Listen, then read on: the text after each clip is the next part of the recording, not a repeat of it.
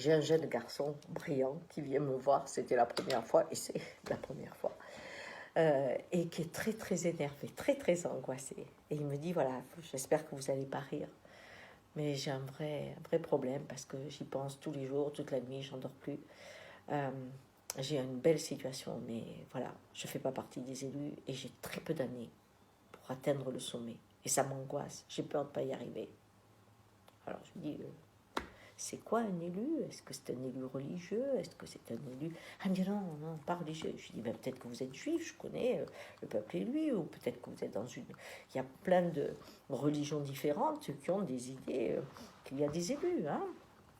Bien non, ça n'a rien à voir. Moi, je parle de l'élu riche. J'ai dit quoi, riche? J'ai dit là, vous savez, ça a commencé beaucoup en 1400. Hein, les riches d'aujourd'hui, leur premier pas hein, dans cette immense richesse qu'ils ont aujourd'hui, c'est 1400. Hein, donc là, c'est sûr que vous êtes foutus. Hein. Ah, il me dit non, mais regardez le patron de Facebook, regardez Amazon, ils y sont arrivés. Oui, les nouveaux riches. Oui, c'est vrai, ils y sont arrivés. Bon, donc vous voulez faire partie du club des milliardaires. Alors, il était jeune, c'était rigolo. Mais c'était pas, il y avait une angoisse qui était réelle et je me disais, la vie te présente ce garçon, qu'est-ce qu'elle veut te dire? Et je commence à penser à son histoire d'une façon vraiment ouverte.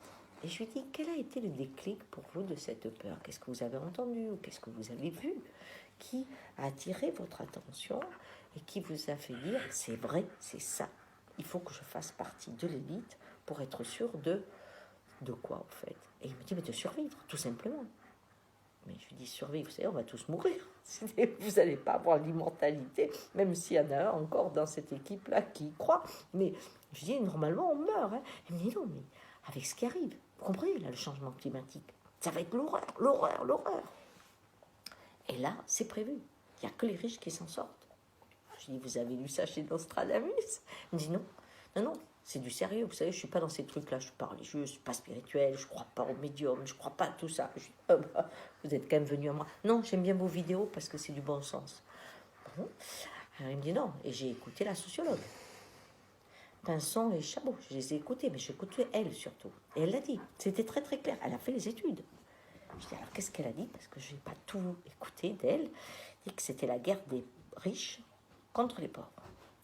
Et tout ça parce que les riches pensent qu'on est trop nombreux. Ça, il n'y a pas que, hein, je vous le dis. Oui, mais eux, justement, ils ont trouvé la solution.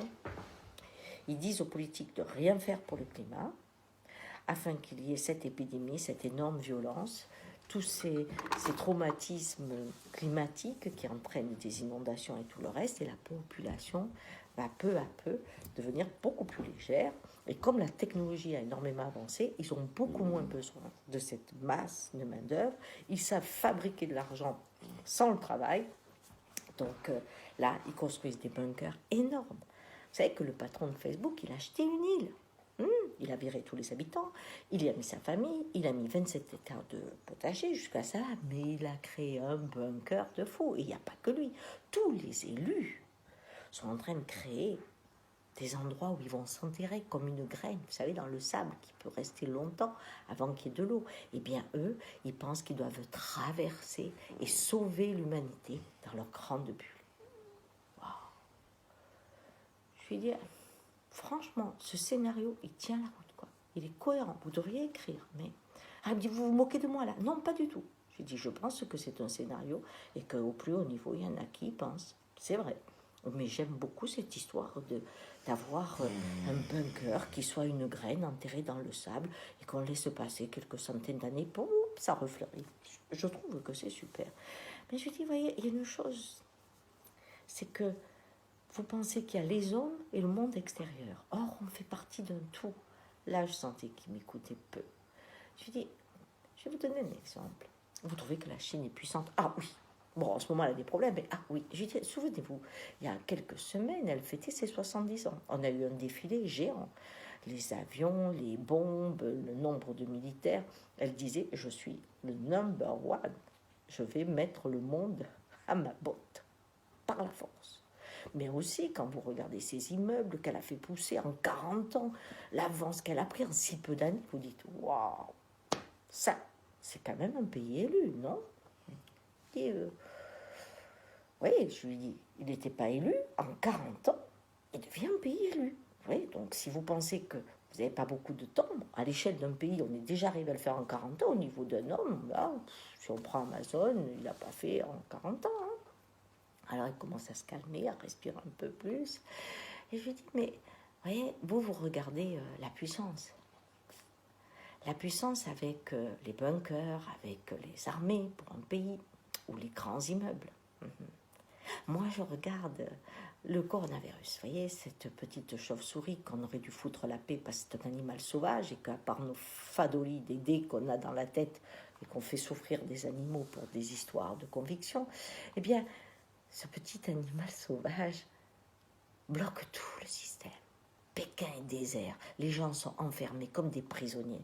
Alors peut-être qu'ils vont résister, mais vous vous rendez compte, ça fait déjà plusieurs semaines qu'ils sont enfermés. Et cette fois-ci, peut-être qu'ils pourront la rayer, mais demain, il y en aura un autre. Parce qu'on est tous vivants, la Terre est toute vivante. Quand vous regardez Paris, merveille.